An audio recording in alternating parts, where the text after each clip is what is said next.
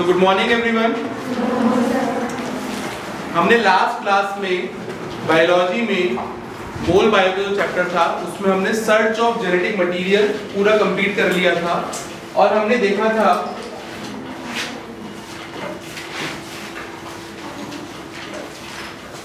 कि Hershey and chess दो researchers या दो साइंटिस्ट ने क्या देखा। उन्होंने ये बताया हमें कि डीएनए ही क्या है, हमारा जेनेटिक मटेरियल है।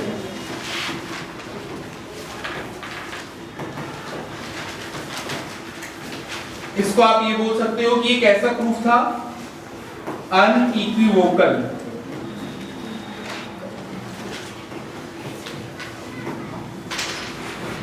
मतलब स्पष्ट।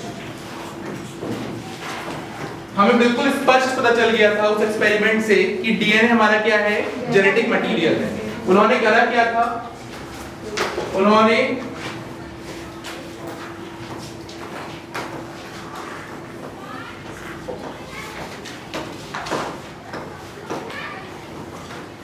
बैक्टीरियोफाज लिया और उन्होंने उसको दो मीडियम में ग्रो कराया। एक मीडियम क्या था हमारा, रेडियो एक्टिव सल्फर, और एक क्या था हमारा, रेडियो एक्टिव फास्फोरस। जब सल्फर में कराया तो रेडियो एक्टिविटी कहां पे आ गई हमारी, प्रोटीन कोट में आ गई। कहां पे आ गई, जब रेडियो एक्टिव सल्फर पे हमने ग्रो कराया, ठीक है। और जब हमने रेडियो एक्टिव फास्फोरस पे ग्रो कराया तो कहां पे आई हमारी रेडियो एक्टिविटी, डीएनए के अंदर।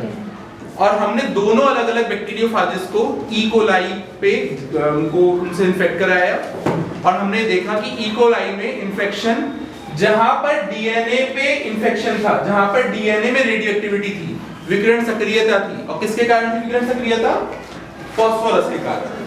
तो वहां पर ई कोलाई में विकिरण सक्रियता आ गई थी, जबकि जहां पर हमारा ये प्रोटीन कोड इन्फेक्टेड था। प्रोटीन कोड कहां पे इन्फेक्टेड था हमारा, सल्फर 35 में। रेडियोएक्टिव सल्फर जहां हमने लिया था वहां पर ई कोलाई में विकिरण सक्रियता नहीं आई। तो इससे हमें समझ में आ गया कि जो डीएनए है वही जेनेटिक मटेरियल है और प्रोटीन जेनेटिक मटेरियल नहीं है, ठीक है। तो इस वाले एक्सपेरिमेंट से हमें यह समझ में आ गया था कि protein is not the genetic material, rather DNA is the genetic material. समझ में आई बात कि डीएनए हमारा जेनेटिक मटेरियल है, क्योंकि फास्फोरस 32 वाला जहां पर रेडियोएक्टिव फास्फोरस लिया था, जिसके कारणवश हमारा डीएनए रेडियोएक्टिव हुआ था, उसकी वजह से जब हमने वो वाला बैक्टीरियोफाज लिया और ई कोलाई को इन्फेक्ट कराया तो ई कोलाई में विकिरण सक्रियता उसके कारण आई। समझ में आई बात। लेकिन जब हमने सल्फर 32 लिया, सल्फर 35 लिया और विकिरण सक्रियता उससे देखी तो उससे प्रोटीन कोट में आई। और जब उस बैक्टीरियोफाज को ई कोलाई को उससे इन्फेक्ट कराया तो उसमें ई कोलाई में कोई भी विकिरण सक्रियता नहीं है।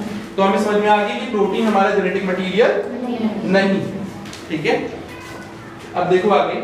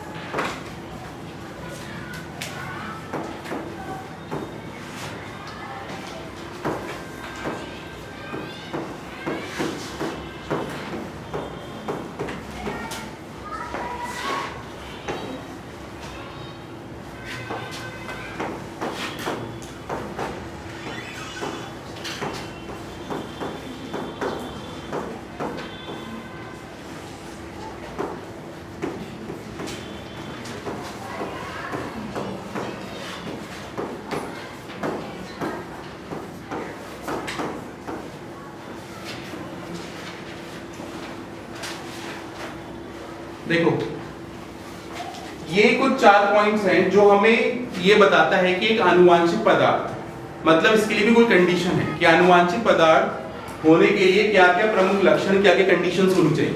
फॉर एग्जांपल एक गुड स्टूडेंट होने के लिए कुछ ना कुछ कंडीशंस होती हैं, ठीक है।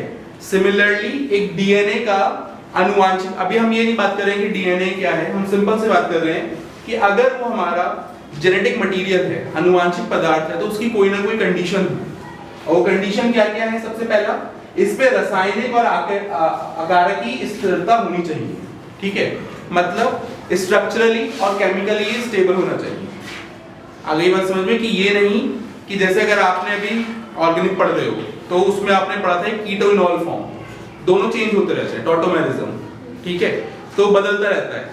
तो ऐसे करके कोई स्ट्रक्चरल ऐसा ना हो कि वो अपने आप में बदलता है, ठीक है। रिवर्सिबल जैसे रिएक्शंस आपने देखी है ना कि कभी इधर जा रही है फिर कभी उधर जा रही है, डिपेंडिंग अपॉन द कंडीशन। तो ऐसा ना हो, स्ट्रक्चरली कैसा हो, स्टेबल हो। दूसरा, रेप्लिकेशन के योग्य, ये हम पढ़ चुके हैं। रेप्लिकेशन का मतलब क्या होता है? मतलब कॉपी बनाना, ठीक है, प्रतिकृति बनाना, तो वो करने के लिए सक्षम हो। दूसरा, उत्परिवर्तन म्यूटेशन कम होता हो, ये हम पढ़ चुके हैं लास्ट चैप्टर में कि म्यूटेशन क्या होता है। तो म्यूटेशन क्या है? कोई भी चेंज हमारे डीएनए सीक्वेंस में, डीएनए के अनुक्रम में अगर कोई भी बदलाव आ रहा है तो वो क्या है? म्यूटेशन कहला रहा है, ठीक है। अब वो डीएनए का हो या आरएनए का हो, अगर उसके अनुक्रम में बदलाव आ रहा है तो वो क्या कहला रहा है? म्यूटेशन कहला रहा है, उत्परिवर्तन। तो जो अनुवांशिक पदार्थ होगा हमारा, जेनेटिक मटेरियल हो, उसमें म्यूटेशन कैसा होना चाहिए? कम होना चाहिए, बिल्कुल मिनिमल लेवल पे होना चाहिए। दूसरा, मेंडल के लक्षण के अनुरूप व्यक्त हो। तो लॉ ऑफ इनहेरिटेंस जो हमने पढ़ लिया, जिसमें हमने लॉ ऑफ डोमिनेंस पढ़ लिया, लॉ ऑफ सेग्रीगेशन पढ़ लिया, लॉ ऑफ इंडिपेंडेंट असॉर्टमेंट पढ़े, 3 लॉ पढ़े। उन तीनों लॉ को फॉलो करे, अबाइड करे। समझ में आ गई बात? जल्दी से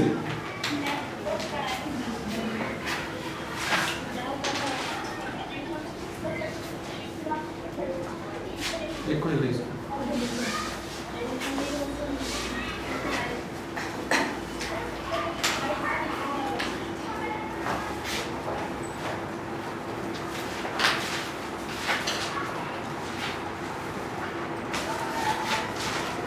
लिखिए। अब हम देखेंगे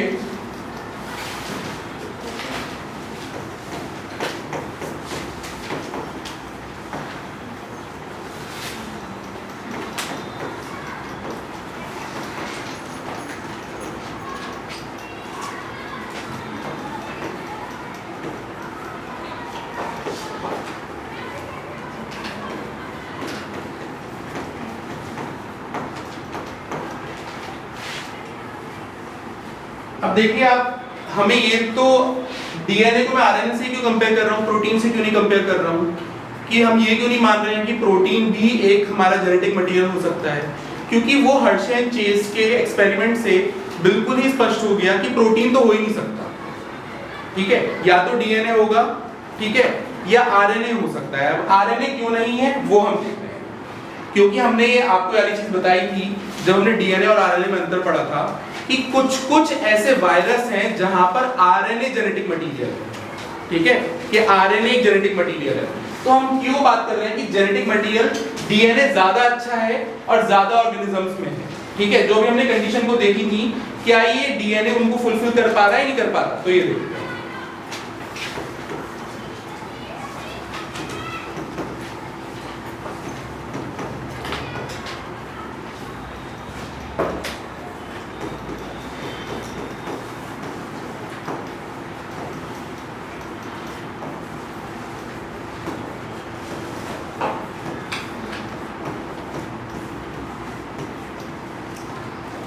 ये आपको स्ट्रक्चर याद है?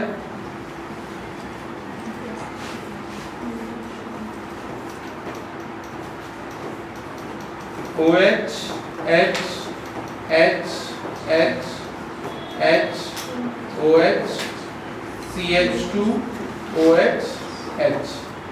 अगर ये मैंने जो भी स्ट्रक्चर बनाया है ये मैंने डीऑक्सीराइबोस का बनाया है, बट अगर हम आरएनए में देखें तो आरएनए में यहाँ पर एक एक्स्ट्रा O प्रेजेंट है आपका 2 प्राइम एंड पे, ये 1 है ये 2 है, तो 2 प्राइम कार्बन पे आपका एक्स्ट्रा O प्रेजेंट है, किसमें?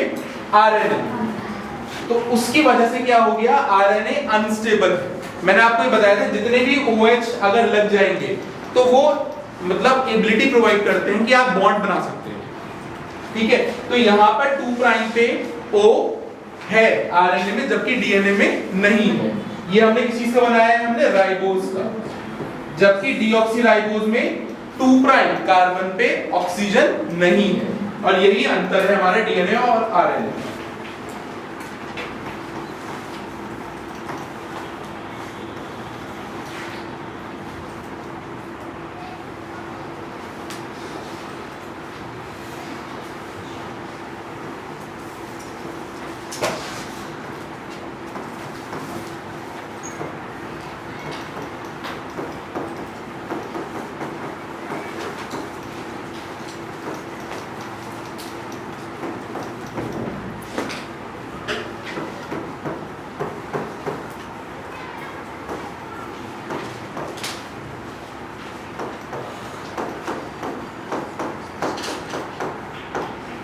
ये आपको पता है कि डीएनए की अगर हम बात कर रहे हैं तो डीएनए में क्या भाषा है, ATGC, और जबकि आरएनए में क्या है, AUGC। मतलब वहां पर टी की जगह क्या आ जाता है, यूरेसिल आ जाता है, और जबकि डीएनए में क्या है, थाइमीन है, और यूरेसिल किसमें है हमारा, आरएनए में, और थाइमीन का दूसरा नाम क्या है, 5-methyl यूरेसिल, ठीक है। तो वहां पर ये याद रखिएगा, ये 5-methyl यूरेसिल का भी मतलब क्या है हमारा, थाइमीन। तो वो वहां पर क्या प्रेजेंट है, हमारा थाइमीन प्रेजेंट है, ठीक है। डीएनए में जो हमारा थाइमीन प्रेजेंट है वो उसको एक्स्ट्रा स्टेबिलिटी प्रोवाइड करता है, ज्यादा स्थिरता देता है, ठीक है। इससे कारणवश क्या हो रही है, हमारे को ज्यादा स्थिरता मिल रही है।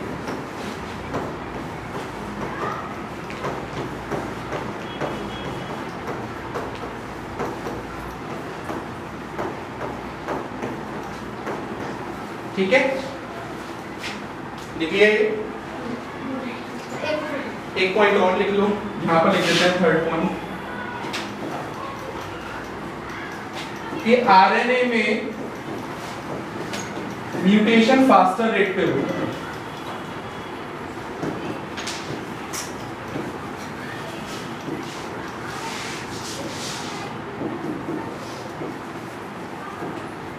अगर अब ये तीनों पॉइंट अगर हम देखें तो इन तीनों पॉइंट में हमें समझ में आ जाएगा कि हमारे पास जो आरएनए है उसमें जो 2 प्राइम कार्बन है उसमें एक्स्ट्रा ऑक्सीजन प्रेजेंट है, जिसकी वजह से क्या हो रहा है, वो अनस्टेबल हो रहा है, स्थिरता उसकी कम हो रही है, जबकि डीएनए की ज्यादा स्थिरता है क्योंकि वहां पर हमारा ऑक्सीजन नहीं है।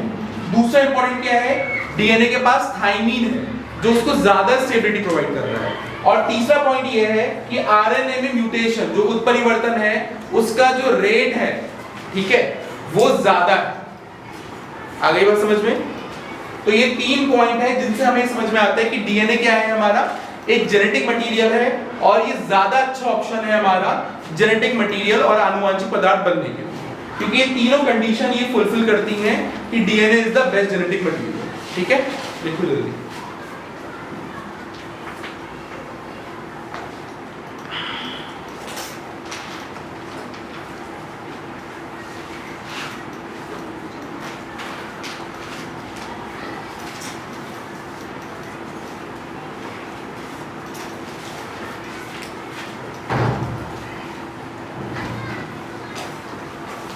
कभी कभी ये क्वेश्चन पूछ लिया जाता है आपसे कि आनुवांशिक पदार्थ डीएनए क्यों है, तो आप यहाँ पर ये तीनों कंडीशन लिख के आ जाओगे। और कभी कभी अगर ये पूछ लिया जाता है 3 मार्क्स में कि आनुवांशिक पदार्थ होने के लिए क्या क्या कंडीशंस की आवश्यकता है, क्या क्या होनी चाहिए, तो वो वाले पॉइंट आप लिख के आ जाओगे जिससे पहले हमने बताए। ठीक है, ये 4 पॉइंट आप ये लिख के आ जाओगे।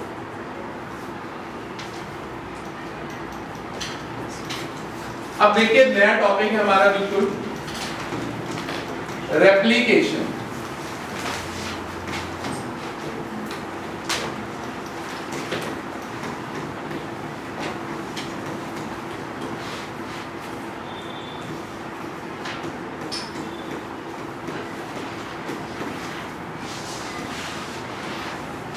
पहले थोड़ा समझ लेते हैं रेप्लिकेशन प्रतिकृति ध्रुवीकरण ये किसका हो रहा है, इसकी बात कर रहे हैं हम, ये डीएनए। मतलब DNA has the ability to replicate, मतलब उसके पास ये क्षमता है कि वो अपनी कॉपी बना सकता है। ठीक है, अब हमें रेप्लिकेशन की आवश्यकता क्यों है, नीड क्या है रेप्लिकेशन की, कोई बताएगा एनी ऑफ यू? रेप्लिकेशन की आवश्यकता क्या है? जब भी हम कोशिका का विभाजन कर रहे हैं, ठीक है, तो हमें ऐसा तो है नहीं कि अगर मान लो मुझे नया कोशिका बनानी है, नए सेल बनानी है, तो मैं मतलब मेरी पुरानी वाली कोशिका मर जाएगी और वो नई चली जाएगी।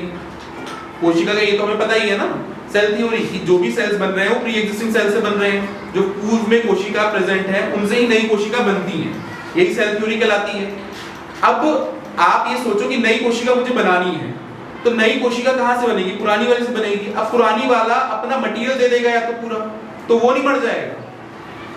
आपको कहीं पे चोट लगती है तो ऐसा थोड़ी है कि हाँ आप बाजार से कहते हो डॉक्टर से कि आज चलो आधा किलो खाल लेके आते हैं, स्किन लेके आते हैं, 250 ग्राम लेके आते हैं, नहीं ना, जो हमारी पुरानी स्किन है वहीं से ही क्या हो रहा है, हमारा सेल डिवीजन हो रहा है और नए सेल्स बन रहे हैं। और जो नए सेल्स बन रहे हैं वो कैसे बन रहे हैं, हमारे कोशिका विभाजन से। अब कोशिका विभाजन में ये थोड़ी है कि मेरे पास मतलब 250 ग्राम डीएनए था तो मैंने आधा आधा कर लिया, तो 125 कर लेते हैं, फिर उसने आधा आधा कर लिया कि और आधा आधा कर लेते हैं। एक टाइम के बाद तो जो कोशिका आगे बनेगी उनके पास तो कुछ भी नहीं होगा। फिर समझ रहे हो क्या, इफ वी स्टार्ट विद 100, एक बार 50 होगा, फिर एक बार 25 होगा, ठीक है, फिर 12.5, लगातार ऐसे ऐसे होता चले जाएगा। एक बार तो ऐसा टाइम आएगा कि बिल्कुल भी कुछ नहीं बचेगा आधा करने के लिए। तो ये ऑप्शन तो नहीं है। तो ऑप्शन क्या है रेप्लिकेट का, कि पहले सारी चीजों की क्या होंगी हमारे पास, कॉपी होंगी, दो दो चीजें बनेंगी। दो दो चीजें बनने के बाद क्या होगा, आधा आधा हम बंटवारा करेंगे। आया समझ में? तो replication is the most important process for sale division.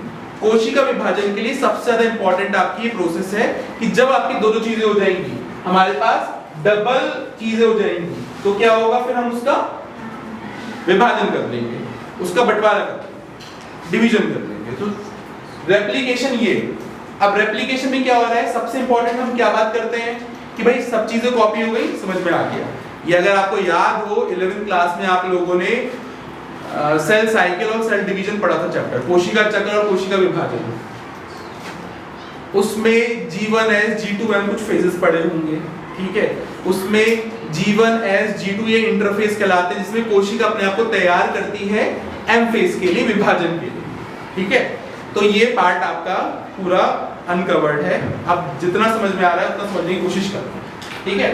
तो यहाँ पर कोशिका अपने आप को तैयार करने के लिए जहां पर हम बात कर रहे हैं एस फेज की, वहां पर डीएनए अपने आप को क्या कर रहे हैं, रेप्लिकेट कर रहा है, कॉपी बना रहा है। और याद रखो अमाउंट ऑफ डीएनए रिप्रेजेंट करते हैं हम सी से। और ये मैं आपको पहले बता चुका हूं कि अगर ये क्रोमोसोम है,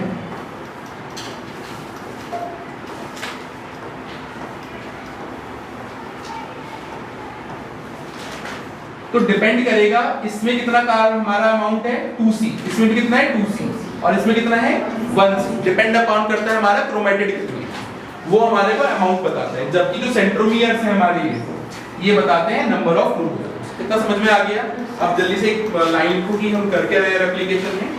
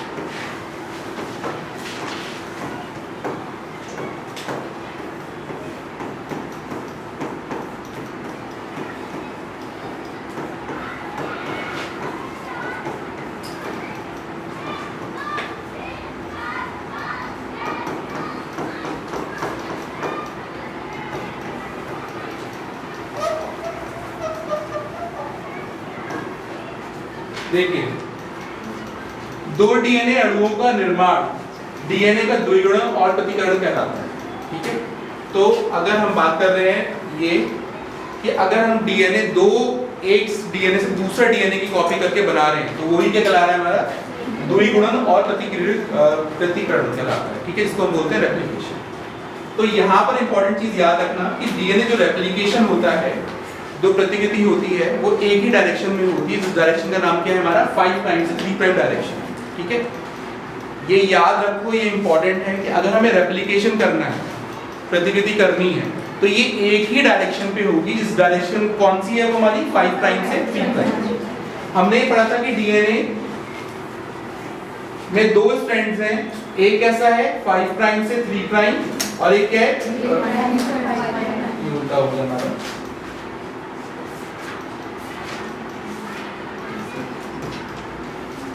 ठीक है, दो स्ट्रैंड्स हैं हमारे, एक 5 प्राइम से 3 प्राइम और एक 3 प्राइम से 5 प्राइम। इसके लिए एंजाइम की आवश्यकता होती है। उस एंजाइम का नाम क्या है, शॉर्ट फॉर्म में बोलते हैं डीएनए पॉलीमरेज। लेकिन वो है क्या है, पूरा एंजाइम का नाम है डीएनए डिपेंडेंट डीएनए पॉलीमरेज। मतलब ऐसा एंजाइम जो डीएनए के ऊपर ही डिपेंडेंट है और डीएनए को ही बना रहा है, तो इसलिए इसका नाम क्या हो गया डीएनए डिपेंडेंट डीएनए पॉलीमरेज। और शॉर्ट में क्या बोलते हैं इसको हम डीएनए पॉलीमरेज। लिख लिया इतना? अब ये डायग्राम बनाओ।